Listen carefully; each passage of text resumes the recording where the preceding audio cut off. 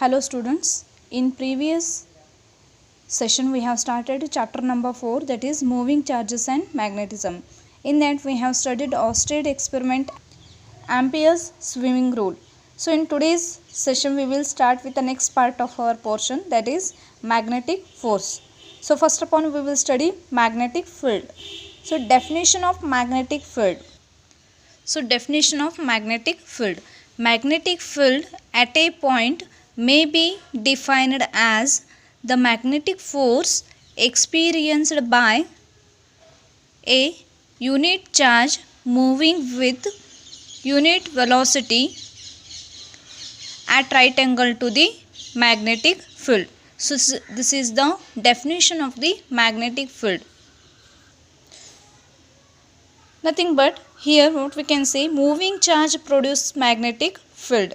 As soon as the moving charge stops, the magnetic field disappears. Thus, the moving charges are the source of magnetic field, whereas static charges are source of electric field. Magnetic field is a vector field. It obeys principle of superposition.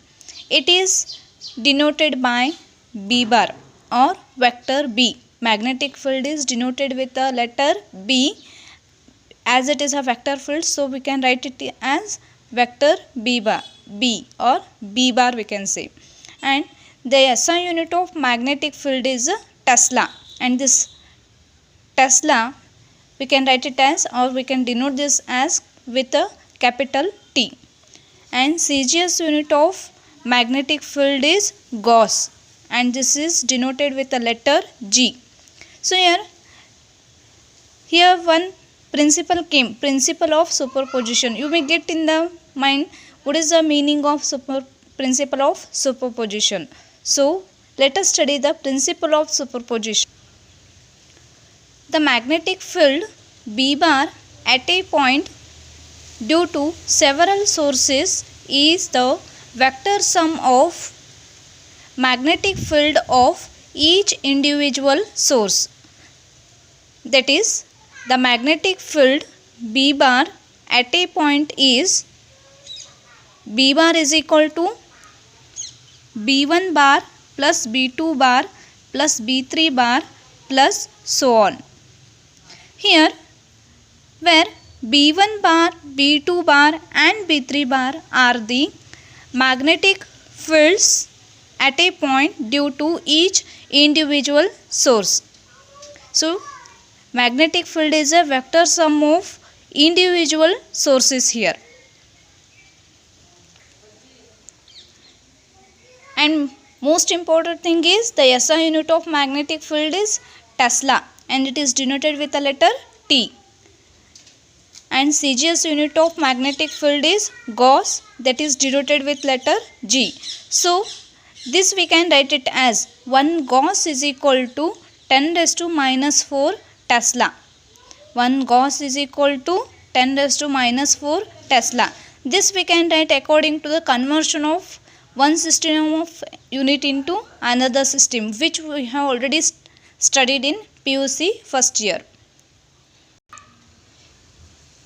Here one more important note is there, that is magnetic field is denoted with a dot and cross. So when the magnetic field is denoted with a dot and when the magnetic field is denoted with the cross, that we have to study. So if the magnetic field is emerging out of the plane of the paper, it is depicted by a dot. If the magnetic field is going into the plane of the paper, it is depicted by cross. So you can take the example of arrow. So if you are observing this arrow, here I had drawn the arrow. So if you are observing this arrow from the front side, then you are getting the, or you can see the only tip of the arrow. If you are observing this arrow from the back side, then you can see the cross like mark on back side of the arrow. Otherwise you can take the example of pen itself. So if imagine then this is a arrow, and if you are seeing this arrow, if the pen is coming like this way, then you can only see the tip of the pen.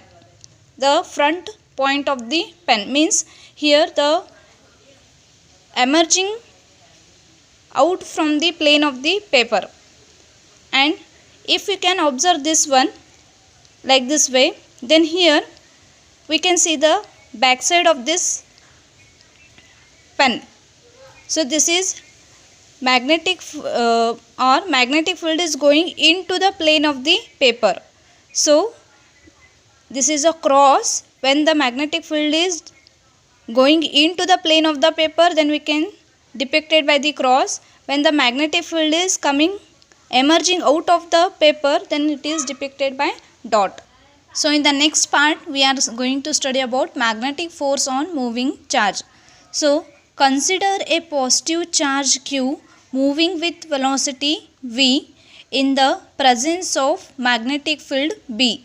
Then it is found that F is equal to, or F bar is equal to Q in bracket V bar cross B bar, where F bar is the magnetic force, Q is the charge, or you can take positive charge here, V bar is the velocity, B bar is the magnetic field here.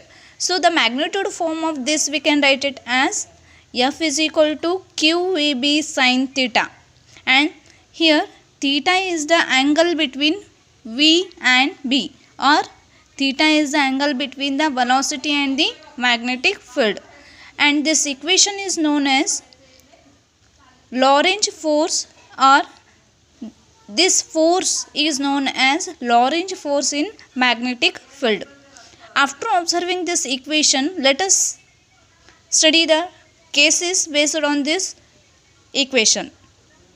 So here mainly two cases are there, when the force is maximum and when the force is minimum.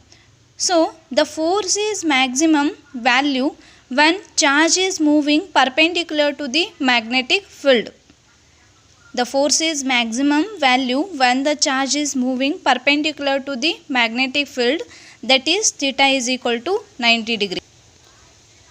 So here I have wrote case first, theta is equal to 90 degree. If you are putting the theta value in the above equation, that is F is equal to QVB sin theta, we can write it as F is equal to QVB sin 90. In place of theta we have to write the value as 90. So F is equal to QVB we are getting, because sin theta value is 1. So F is equal to QVB we are getting. So this is the what?